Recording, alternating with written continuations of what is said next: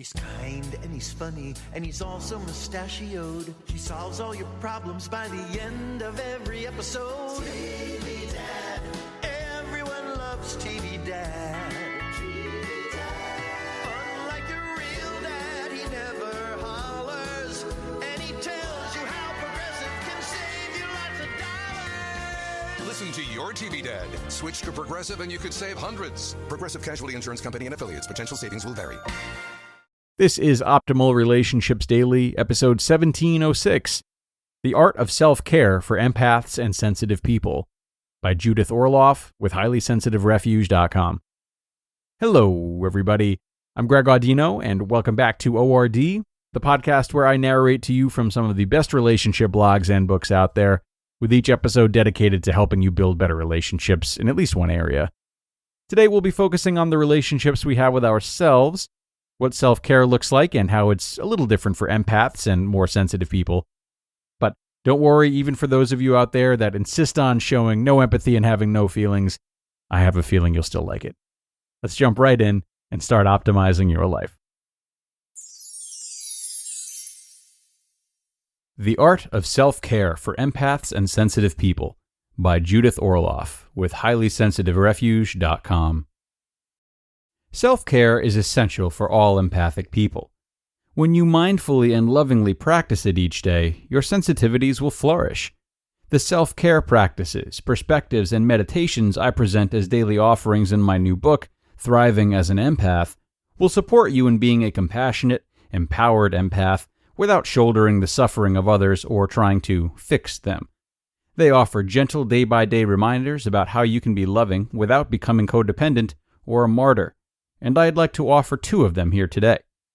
As a psychiatrist and empath, I am fierce about my own self-care practices and teach these principles to my patients. I feel so strongly about them because I want to keep enjoying the extraordinary gifts of sensitivity, including an open heart, intuition, and an intimate connection with spirituality and the natural world. Shallow emotional waters don't appeal to me. I love going deep, and my sensitivities take me there. Still, a big challenge for all sensitive people is how to be compassionate without absorbing the stress of others and the world. We don't have the same filters as most people. We are emotional sponges who feel everything and instinctively take it in. This differs from ordinary empathy, where your heart goes out to others in pain or happiness, but you don't take on their feelings. We empaths are helpers, lovers, and caretakers who often give too much at the expense of our own well-being. Research suggests that our mirror neuron system, a part of the brain responsible for compassion, is hyperactive, which can burn us out. This is not how I choose to live.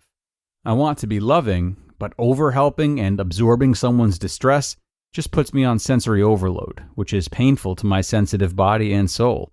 It also doesn't serve the other person in any lasting way. To stay healthy and happy, you must be prepared with an effective self-care practice so you're ready to deal with stress. If you're interested, you can learn more in my book about how to keep yourself balanced and whole by trusting your intuition, setting boundaries, and protecting your energy. The secret to an empath's well-being is to break the momentum of sensory overload before it consumes you. The strategies and attitudes that I'll share, which have been life-saving for me, will quickly bring you back to center when you are overwhelmed or emotionally triggered. Here are two selections from the book that I hope you enjoy. Each of them ends with an intention you can set, which is a powerful way to guide your mind away from harmful habits and into transformative growth. Self-care for empaths and sensitive souls. Number 1. The gift of being different. Like many empaths, you may feel as if you don't belong in this world. You experience life so intensely and love so deeply, it's sometimes hard to find kindred souls to whom you can relate. As a child, I always felt different from my peers. Other kids loved going to crowded parties and shopping malls, whereas I preferred climbing trees with my best friend or writing poetry. As an only child, I was alone a lot and found companions in the moon and the stars. Often I felt like an alien on Earth, waiting for a spaceship to take me to my true home. Similarly, Albert Einstein said, quote, "I am truly a lone traveler and have never belonged. I have never lost a need for solitude." End quote. As I've grown as an empath, I can appreciate the gift of being different.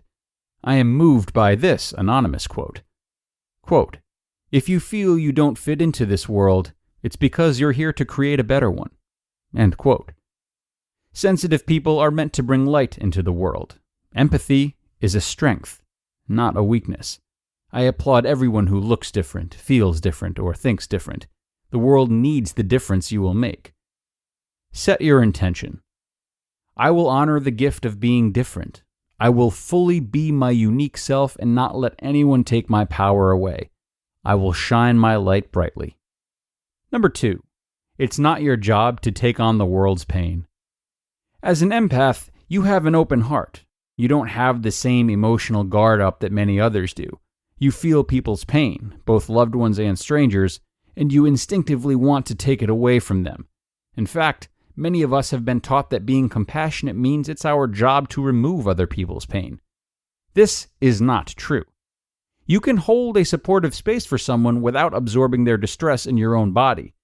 Finding this balance is the art of healing. Inwardly, you can say, "This is not my burden to carry." It is impossible to fix someone, and it is really none of your business to try. More than 20 years of being a physician has taught me that everybody deserves the dignity of their own path.